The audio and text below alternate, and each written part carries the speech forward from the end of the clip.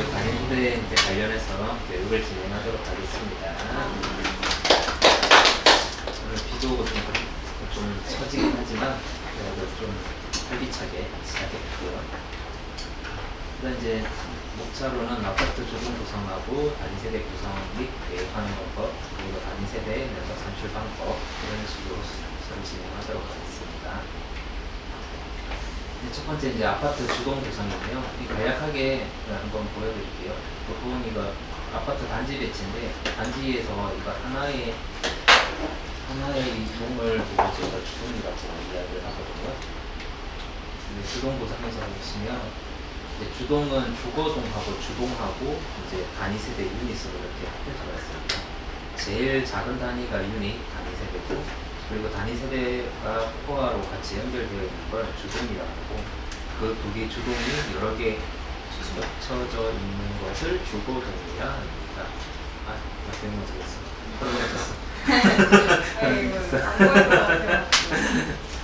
주거동이라 합니다. 개념을 좀 잘 보시면 되고요. 이제 단위세대 구성 계획으로 넘어가도록 하겠습니다. 단위세대 구성이나 계획 방법들은 이제 일반적인 사항들은 여러분들이 계획하면서 다 아실 거라고 보고, 조금 궁금했던 사항들 위주로만 해서 제가 법규적인 부분들, 그리고 법규에서 어떻게 적용되는지 그런 내용들만 간략하게 좀 교육에 담았습니다. 먼저 단위세대 구성은 전용 공간과 서비스 공간. 이거는 이제 아파트나 공동주택에 해당되는 부분이에요. 일반 단독주택이나 오피스텔 부분에는 해당이 되진 않고요. 아파트로 볼 때는 주거 공용 공간과 나머지 부분 서비스 공간으로 보시면 됩니다. 여기 합해져서 하나의 단위세대가 된다고 보시면 됩니다. 그래서 먼저 단위세대 계획에 있어서 법적 사항들인데요. 큰 법규로는 주택 건설 등 기준 등에 관한 규정과, 그리고 건축법 시행령, 그리고 건축 설비 등에 관한 규정, 그리고 주택 설계 도서 작성 기준이라고 있어요. 이 작성 기준에는 도면 축척이나 면적 산정 기준이 있는데, 그게 이제 MC에 관련된 부분들, 어떻게 면적을 만들어라 이런 내용들이 간략하게 기술되어 있어요. 그리고 우리가 이제 주택을 하면서 제일 많이 봐야 될 법이 주택 건설 기준 등에 관한 규정입니다. 여기에 이제 기준 척도, 설계하는 방법, 그리고 최소 높이, 층고 간자, 경계법 구조 같은 것들이 있어요. 여기 주택 건설 기준 등에 관한 규정에서 파생되어서 각 지자체별로 주택조례라는 게 또 있어요. 이제 그런 걸 통해서 좀 법들이 좀 강화된 것들이 많이 있어요. 그래서 우리가 이제 사업계획 승인 위주로 하는 주택 사업을 할 때는 주택 건설 기준 등에 관한 규정이라는 이것을 많이 참고를 하셔야 되고, 그리고 이것과 많이 친해지셔야 됩니다. 이제 제일 여러분들이 계획하면서 어려웠던 발코니 계획에서 말씀드릴게요. 아마 이 도시권을 많이 보셨을 거예요, 이 그림들은. 이거는 이제 구글에 가면 발코니 계획이라고 치면 여기 그림이 나와요. 이게 이제 국토교통부에서 어떤 부분은 발코니로 허용하고 어떤 거는 전용 면적으로 허용하고, 이런 부분에서는 노대로 본다 하는 것들이 나와 있어요. 이 부분 한번 여러분들이 보면서 참고하시면 되고, 일단 발코니라는 계획에 있어서 제일 중요한 부분은 이거예요. 거실, 침실, 창고 등 다양한 용도로 사용할 수 있다. 말 그대로 확장해서 다른 용도로 사용할 수 있고, 그리고 발코니에 우리가 흔히 쓰는 대피 공간이나 실외기실, 다용도실 위주로도 쓸 수가 있다라는 내용입니다. 그래서 발코니에서 이제 첫 번째로 많이 구성되는 게 대피 공간이고요. 이 대피 공간은 건축법 시행령에 나와 있습니다. 각각으로 대피 공간을 설치할 때는 2제곱미터 이상. 근데 암묵지수로 이제 하셔야 돼요. 이게 이제 국토부 지리로 이제 해주는 그런 내용 중에 하나가, 원래 저희가 2017년 정도에는 중심선 지수로 많이 했어요. 근데 중심선 지수로 하니까 이게 아파트가 단위세대가 높으면 높을수록 벽체가 두꺼워져서 내부에 이제 대피할 수 있는 공간이 많이 줄어들기 시작했어요. 근데 거기에 대한 일본 해석이 국토교통부에 나오는데, 대피 공간은 암묵지수로 면적을 산정한다 라고 되어 있습니다. 이 부분을 유의하셔야 돼요. 그래서 대피 공간을 별도로 설치할 때는 2제곱미터 이상, 그리고 세대가 같이 설치될 때는 3제곱미터 이상입니다. 설치하는 방법은 이렇습니다. 중간에 내력벽이 없으면 돼요. 그래서 중간에 같이 이렇게 쓰게 되면, 내력벽 없이 같이 쓰게 되면 3제곱미터의 공간으로 같이 통합해서 쓸 수가 있다. 라는 내용입니다. 모든 대피 공간은 4층 이상 공동주택에는 무조건 설치해야 된다는 건데, 단 이제 어떤 조건이냐 그러면 4층 이상일 경우 직통 계단이 부수해요. 아까 앞에 잠깐 보시면 이제 주동이 이렇게 되어 있죠. 지금 직통 계단이 하나만 되어 있죠. 그렇기 때문에 대피 공간을 설치해야 되는데, 이게 만일 2개가 있다. 그럼 대피 공간 설치 안 해도 됩니다.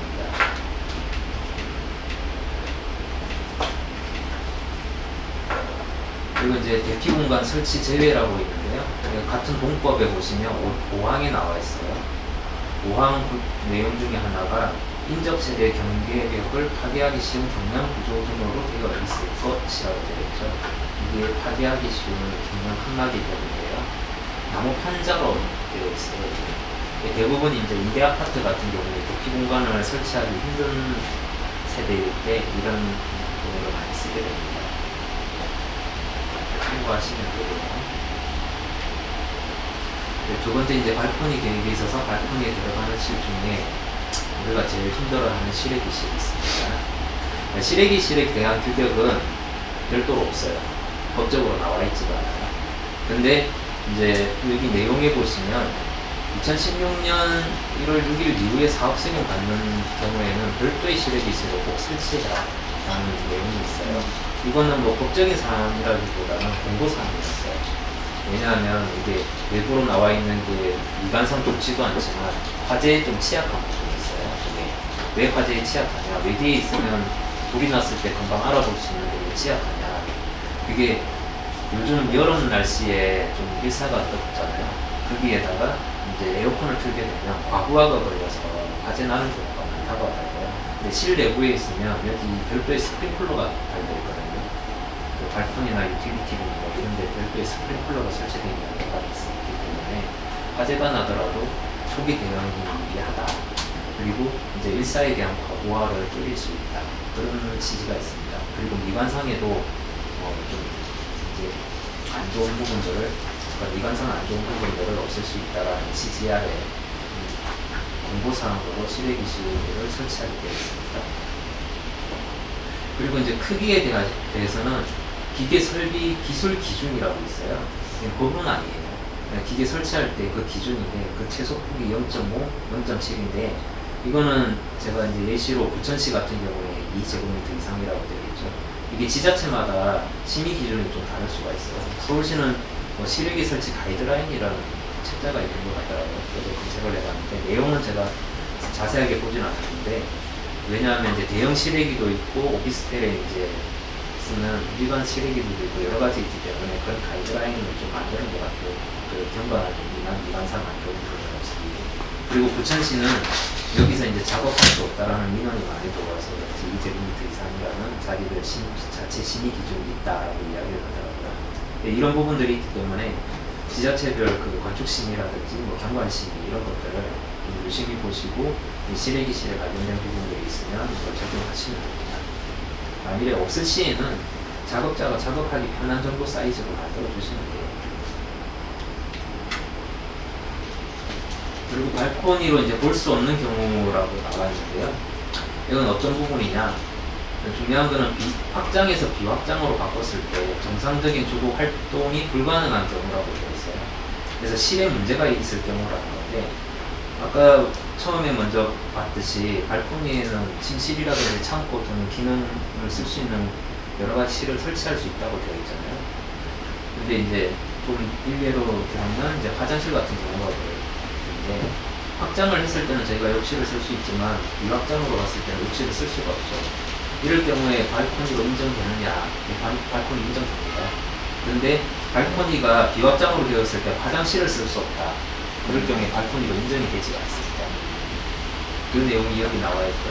그래서 화장실, 뭐 확장 전에 부엌 싱크대 설치해서 이동이 불가능한 경우나 화장실 변기권을 설치했을 때 사용하기 불가능한 경우에는 발코니로 인정되지 않지만, 이렇게 했을 때 화장실 기능을 제대로 쓸 수 있다. 그랬을 경우 이 부분에 대해서는 발코니로 인정을 한다. 그 내용입니다.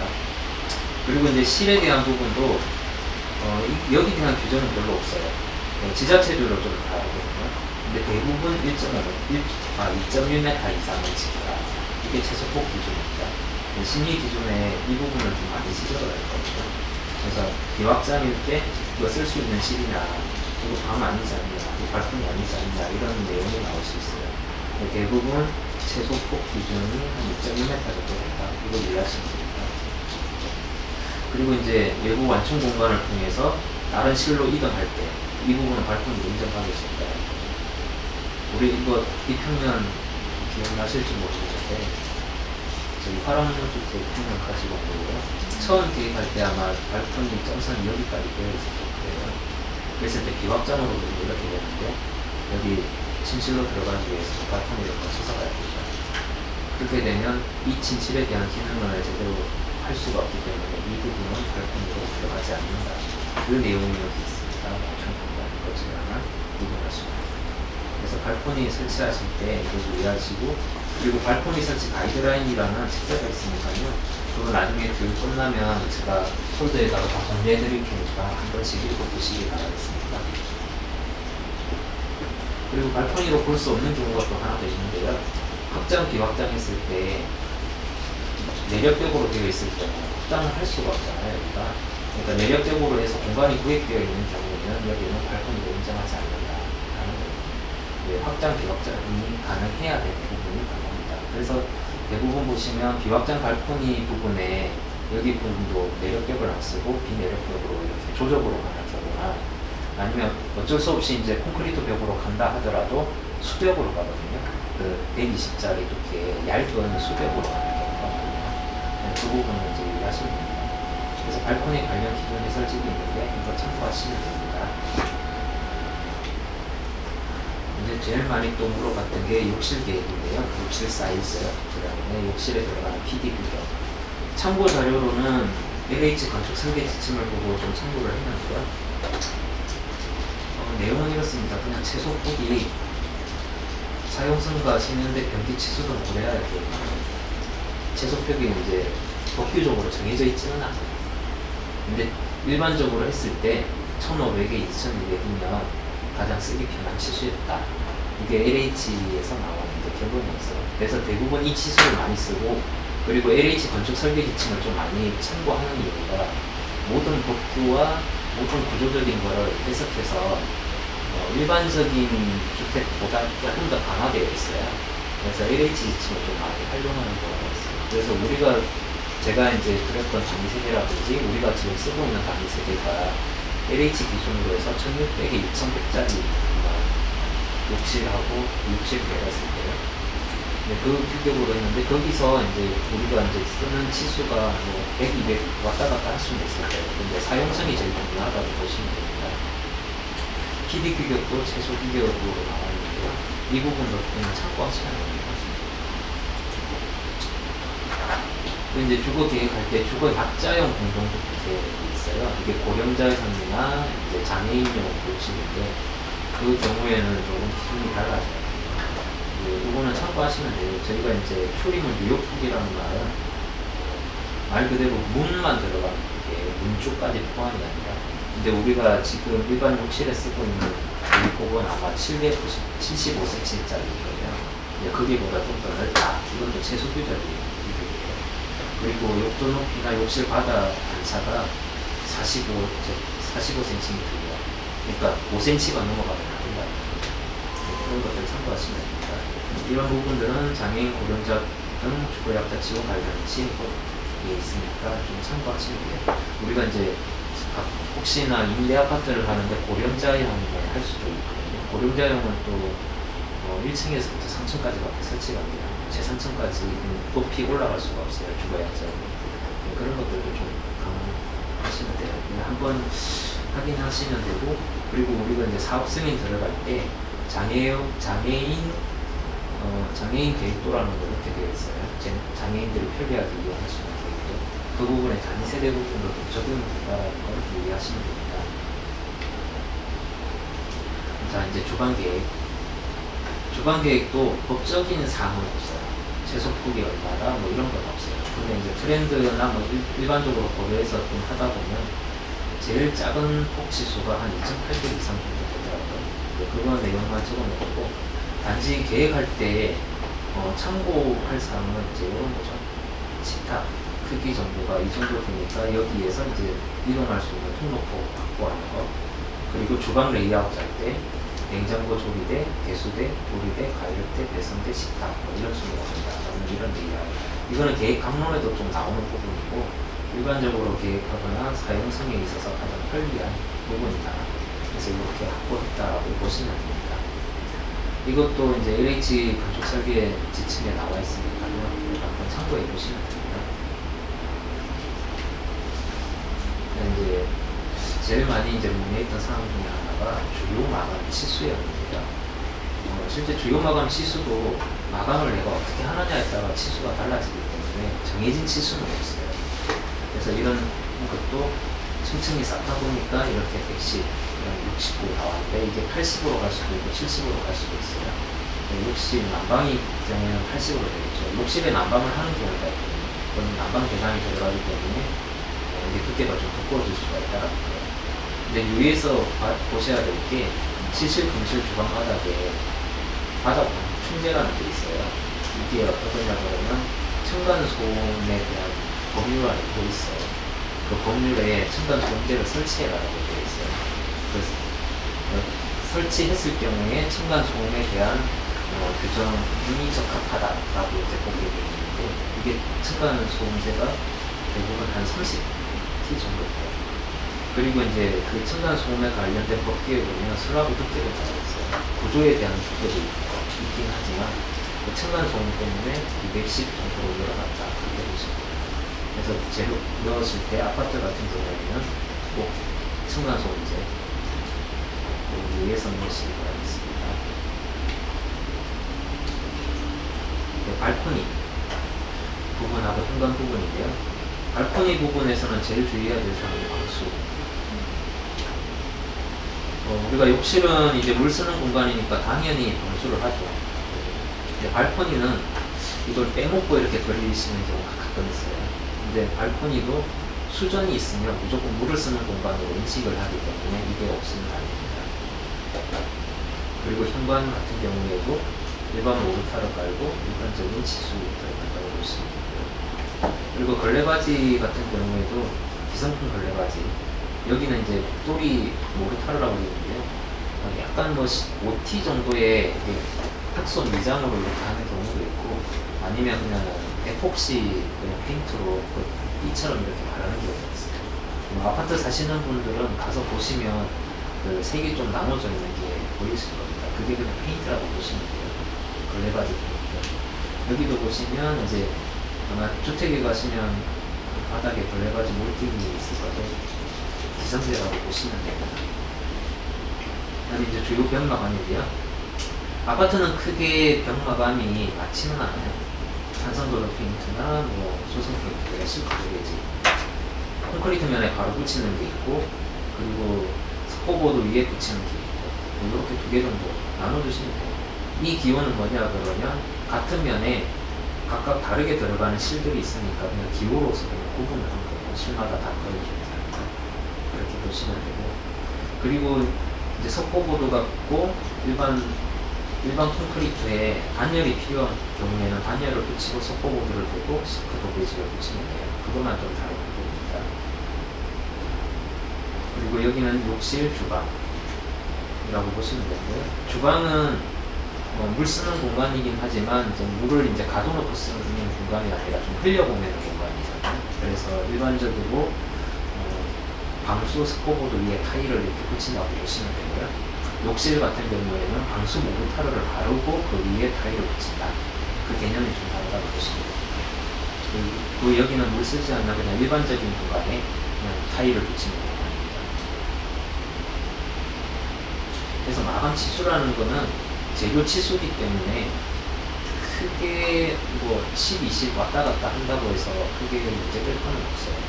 근데 웬만하면 정확한 재료 치수가 들어가는 게 저희가 안목 치수나 그리고 이제 전용 면적 계산할 때 가장 유리하겠죠. 그리고 이제 지금 여기는 이제 콘크리트 면에서만 나와 있는데 조정 면에서는 저희가 미장 발음을 할 거예요. 미장 발음하고 벽지를 붙이거나 타일을 붙이거나. 그래서 내부적으로 저희가 정한 거는 보통 보통은 미장 바로는 10cm 이상이에요. 그래서 15cm를 할 때도 있고 20cm를 할 때도 있는데 물 쓰는 공간에서 할 때는 저희가 30cm를 줬고 물 쓰지 않는 공간에 20cm를 줬어요. 이거는 내부적으로 그냥 정한 거예요. 여기 법적인 사항입니다. 왜 물 쓰는 공간에서 30cm를 줬냐? 타일을 붙여야 되기 때문에 30cm를 이 세대에서 이제 단열 계획인데요. 제일 중요한 단열 계획인데 지금 보시면 직접 얘기와 간접 얘기로 나눠져 있는데요. 직접 얘기는 말 그대로 외기에 직접 접하는 부분이고 간접 얘기는 어떤 실을 통해서 이제 외기에 접하는 부분을 다 간접 얘기로 보시면 돼요. 여기는 코라가 이제 접혀져 있기 때문에 간접 얘기로 보시면 되고요. 내부로 노출되어 있는 부분은 다 직접 얘기라고 보시면 됩니다. 직접 얘기와 간접 얘기에 따라서 단열재 두께가 달라져요. 그 단열재 두께는 건축 설비 등에 관한 규정에 나와 있긴 한데 그 규정보다는 우리가 이제 친환경 업체를 통해가지고 단열 두께를 보는 게 조금 더 정확합니다. 법규적인 사항은 한번 보시는 건 좋긴 해요. 그 법규적인 사항은 체계관이에요. 말 그대로 그 범위 내에서 그 열 관류값에 합당한 단열을 써라. 그런 내용이거든요. 그래서 단열 성능이 맞는 단열만 쓰면 되니까 그 두께값은 우리가 협의를 통해서 조절할 수 있다. 그래서 비드법이냐, 뭐 압술법이냐, 뭐 여기 따라서 단열재 두께가 다르거든요.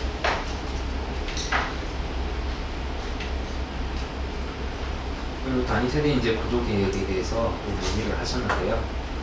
어떤 거냐 그러면 이 최대 스판이 어디까지 가능하냐, 그리고 내부에 벽이 없이 그냥 다 가격으로만 해도 되느냐. 정답은 구조에서 가능하다 그러면 다 됩니다. 그러니까 스판 길이나 이런 게 걱정이 사항은 없어요. 그래서 구조 안전성 여부를 판단해서 적정한 내력벽을 설치하시면 되고요. 만일에 내력벽이 필요 없다 그럼 기둥으로 가셔도 되고, 기둥도 필요 없다 그러면 전체 벽으로 가시면 됩니다. 대신에 슬라브 두께가 좀 두꺼워지겠죠. 그런 차이점은 있어요. 근데 기둥식보다는 벽식 구조로 가는 이유가 뭐냐, 슬라브 처짐에 좀 유리해요. 슬라브를 잡고 있는 면이 많기 때문에 이게 처짐이나 울림이나 뭐 크랙이나 이런 부분에서 조금 더 유리하다고 보시면 돼요. 그래서 무량판 구조라고 이야기를 하는데 내부에 벽이 없고 기둥으로 이렇게 세워져 있는 아파트를 가끔 있을 거예요. 전부 다 이제 이런 경량 칸막이 벽으로 다 되어 있겠죠. 그런 아파트일수록 뭐가 약하냐 그러면 소음에 좀 약해요. 소음 진동. 그래서 이번에 이제 무너졌던 아이파크 같은 경우도 무량판으로 시공을 했는데 왜 무너졌냐 그러면 이제 양생하기 전에 위를 더 올렸기 때문에 그러니까 콘크리트가 다 굽기 전에 높이 다 올렸기 때문에 좀 약해서 이제 무너진 것도 있지만 무량판 구조가 제대로 시공하지 않으면 그런 크랙에 대한 가자가 좀 있습니다. 그래서 그 처짐이나 울림에 대해서는 좀 취약하기 때문에 웬만한 아파트에서는 이제 내력벽으로 좀 많이 벽식 구조로 많이 간다. 그러나 정말 이런 뭐 좀 공간을 가변형으로 쓰고 싶다 그런 적정한 위치에 구조랑 잘 협의해가지고 맞추시면 됩니다. 그래서 법적인 사항은 없다. 그러나 이제 안전 기준에 대한 법적 사항이 있어요. 그 안전 기준에 대한 법적 사항은 이제 우리가 알아도 좋지만 좀 구조 기술사들의 좀 협력을 받아가지고 그 확인하는 게 좀 더 빠르다. 그런 걸 말씀드리겠습니다. 그래서 이제 단위 세대 구조 계획에 보면 내력벽 두께가 있는데요. 또 LH 설계 기준 지침을 좀 참고를 했는데 이 내용은 건축물 구조 기준 등에 관한 규칙이라는 이 법률에 보면 내력벽 두께가 나와 있어요. 또 어느 두께 이상을 해라라고 나와 있는데 대부분 일반적으로 우리가 29층 이하 아파트에서 제일 많이 쓰는 두께입니다. 280. 이건 아파트 기준이기 때문에 한번 참고하시면 됩니다. 저희가 이제 했던 것도 보면 대부분 이 기준으로 되어 있는데 15층이나 만약에 14층 뭐 이렇게 좀 저층형 아파트로 간다 그랬을 때 이 내력벽 두께가 한 150으로 줄어들 수는 있어요. 여기 보시면 16층 이상 15층일 때 200에 150 이렇게 줄어들어야죠. 이런 식으로 좀 줄일 수는 있습니다. 근데 일반적으로 제일 안전한 구조가 29층 이하인데 200에 80이다. 이것들만 알아보시면 됩니다. 슬라브 기준도 이렇게 이제 나와 있거든요. 슬라브 기준은 주택 건설 기준 등에 관한 규정이 나와 있는데요. 그 규정에 보시면 기준층은 무조건 210입니다. 근데 욕실이나 발코니에 따라서 조금씩 변경이 될 수는 있어요. 이거는 이제 구조 안전에 따라서 조금씩 달라지니까 그걸 참고하시면 됩니다. 네, 이렇게 해서 이제 일반적으로 단위세대 개입하는 부분에 대한 내용을 마치고요. 이제 세 번째로 단위세대 면적 관련관법 알려드릴게요. 아마 이거는 한스 리아는 아마 처음 보실 거예요. 예전에 앨리스하고 큐하고 써니는 한번 교육을 받은 적이 있어서 좀 아실 건데 복습하는 차원이라고 생각하시고 보시면 됩니다. 먼저 단위세대 그릴 때 저희가 이제 필요한 선이 한 3가지 정도가 나와요. 이게 이제 강한선이 벽체선, 이게 구조체선이라고 보시면 되죠. 여기가 마감선일 수도 있고 뭐 가벽선일 수도 있고 여러 가지 선일 수 있습니다. 그걸 그리기 위해서 중심선이 필요하고요. 그리고 중심선에서 이제 면적을 구하기 위한 MC선이 필요합니다. 이렇게 한 3가지 정도 선이 지나간다고 보시면 되는데요. MC 기준이라는 거는 주택 건설 기준 등에 관한 규정에 좀 나와 있는 부분인데 모듈 설계죠. 말 그대로 건축 척도에 대한 조정을 하기 위해서 만들었습니다. 지지난 내용은 이렇게 장황하게 설명이 되어 있어요. 근데 MC 만든 사람의 이제 비하인드 스토리로 보시면 이런 내용이에요. 뭐냐 그러면 고층으로 갈수록 벽 두께가 조금씩 달라지는데 실별 면적은 어떻게 구하느냐, 중심선으로 구하느냐, 아니면 뭐 내부 선으로 구하느냐 이런 좀 차이가 있었어요. 그래서 1층이랑 20층이랑 쓰는 실면적이 다르다라는 민원이 있었다고 하더라고요.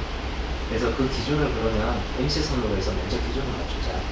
그리고 중심선은 서로 로스나지 않게끔 제일 기준이 되는 중심선을 두고 중심선 면적은 통일시키자. 그렇게 해서 이렇게 나왔다고 하더라고요. 근데 어느 것이 맞는지는 모르겠어요. 근데 대부분 우리는 이 비하인드 스토리를 많이 있습니다. 그래서 단위세대 MC 기준 척도를 보시면요. 이거는 이제 참고만 하세요. 저희는 지금 현재 기준은 마감에서 무조건 10 띄우는 걸로 지금 다 통일을 했었잖아요. 근데 어떤 부분들은 마감에서 5를 띄울 수도 있고 어떤 부분은 15, 뭐 아니면 10 이렇게 띄울 수가 있어요. 이거는 꼭 정해진 게 아니라 안목치수를 정할 때 만약에 5단위로 떨어졌다 안목치수가 그랬을 때 안목치수를 조정하기 위해서 MC를 조정하는 경우가 있어요. 그럼 MC를 5만큼 밀면 MC가 이제 10단위로 떨어지겠죠. MC는 이제 5단위로 떨어집니다. 그래서 안목치수는 5단위로 떨어지는 게 아니라 10단위로 저희가 맞추거든요. 그래서 이제 이렇게 변경이 되는 경우가 있어요. 근데 여기 나와 있는 MC 기준은 LH 기준이에요. LH 기준이라서 근데 이거 일일이 다 벽마다 다 맞추실 필요도 없고 LH도 이거 규정만 만들어놨지 이 내용을 100% 쓰지는 않아요.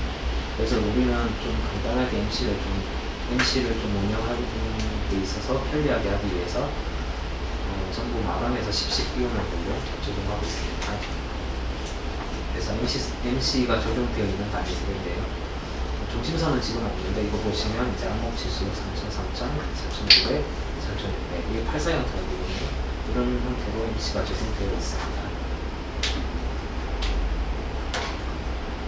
그래서 전용 면적은 MC선 기준으로 해서 PDAD 빠지는 거고요. 중심선 면적은 PDAD를 제외한 중심선 면적으로 가는 겁니다. 그리고 발코니 면적, 벽체 공용 면적 이렇게 나오는데요. 벽체 공용 면적은 중심선에서 이제 전용 면적을 뺀 게 벽체 공용 면적이라고 보시면 됩니다.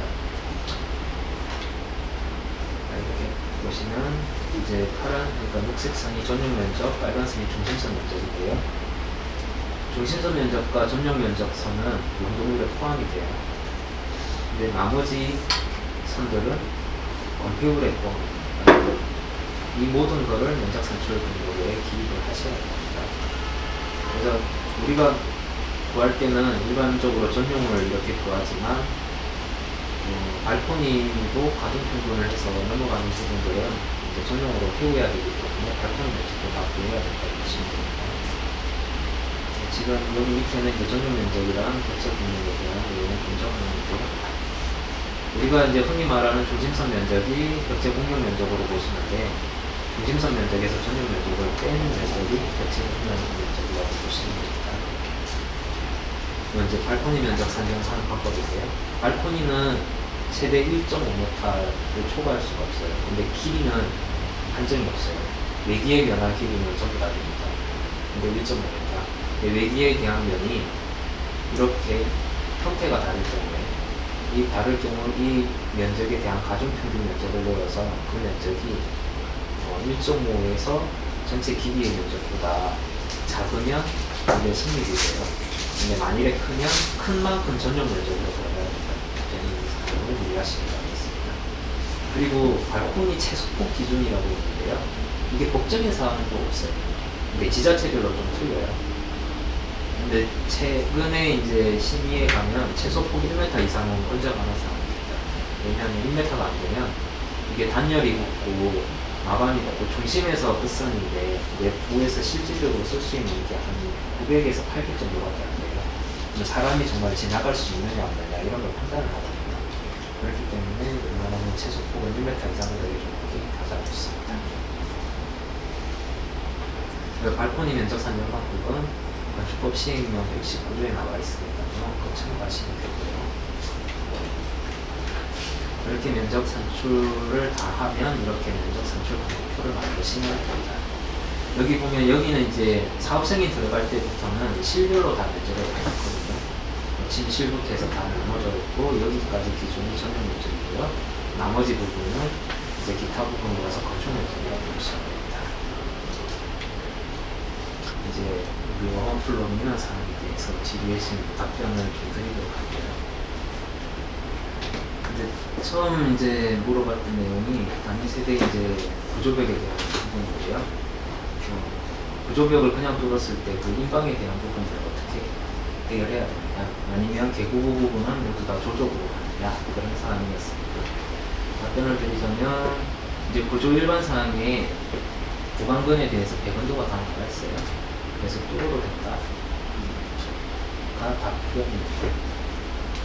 근데 무조건 다 없애도 되느냐? 아까 처음에 말씀드렸던 것처럼 다 비내력벽으로 가느냐, 아니면 내력벽으로 가느냐 차이인데요.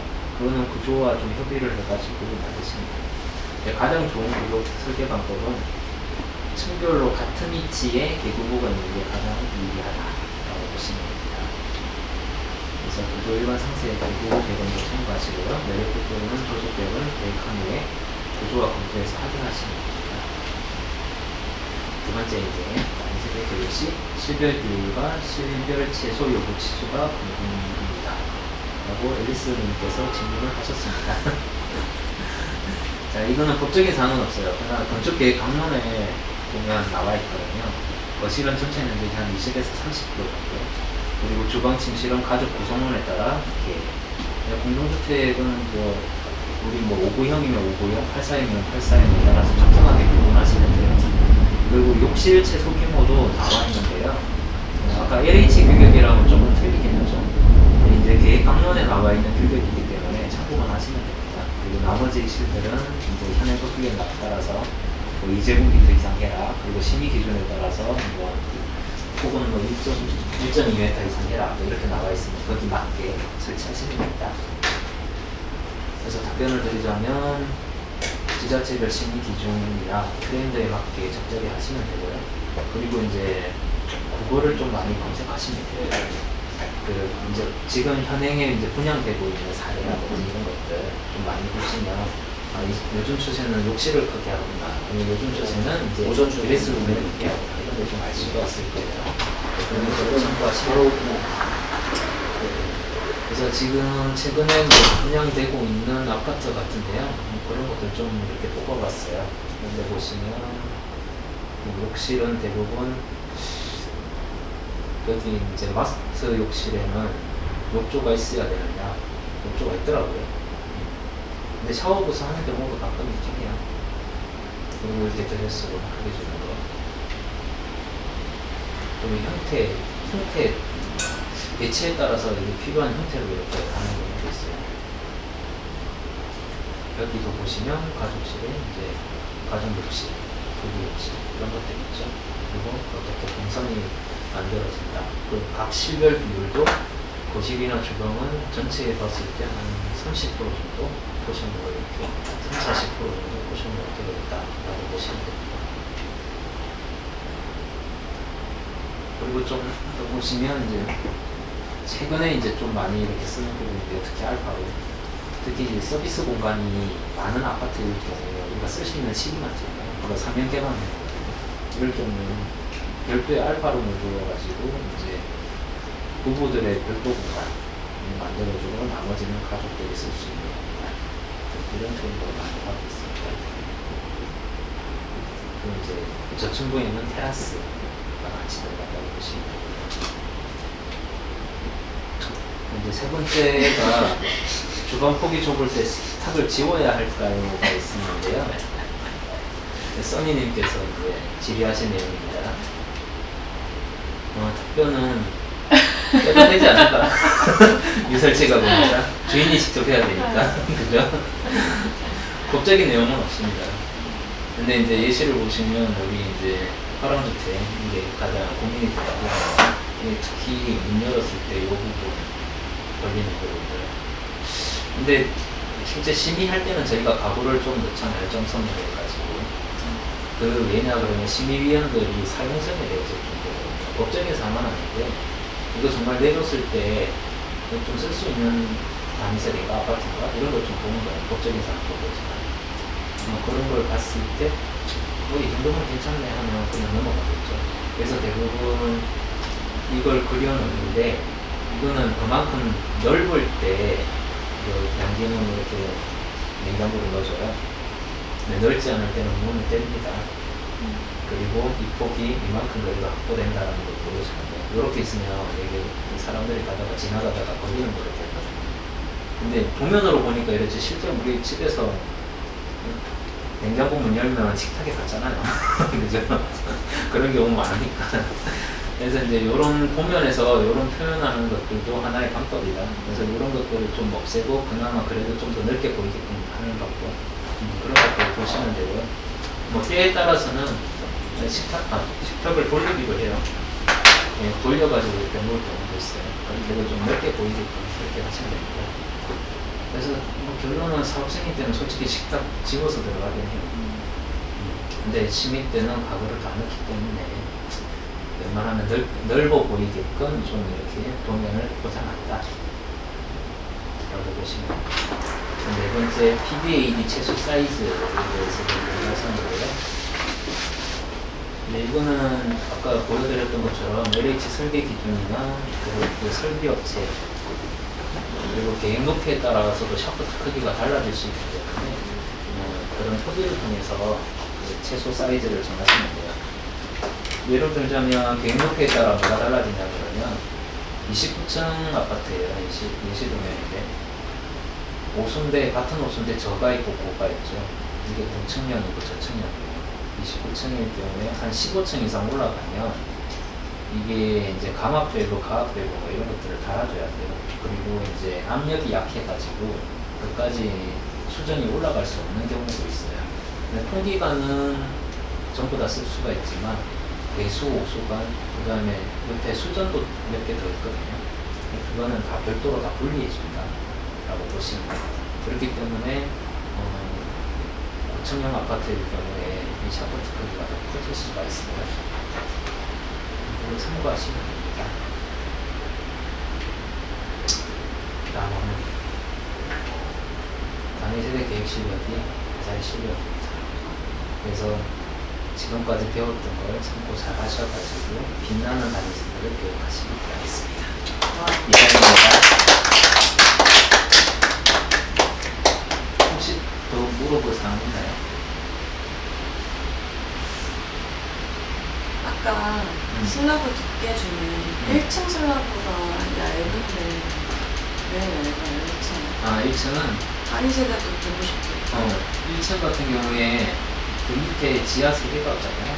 근데 210인 이유는 구조적인 내용도 있지만 소음에 대한 내용도 있어요. 소음 때문에 소음 두께까지 포함해서 210인데 1층으로 갔을 때 이게 사는 사람이 있고 구조적으로 안전하다면 180, 150으로 가도 상관없다 이거예요. 근데 우리는 그냥 일반적으로 그냥 210으로 다 이렇게 계획을 하긴 합니다. 지하주차장 슬라브 두께를 보면 지하주차장의 슬라브 두께가 더 얇은 경우가 180짜리.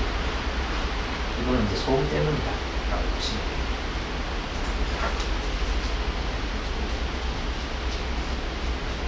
이쪽도 궁금하지 않나요?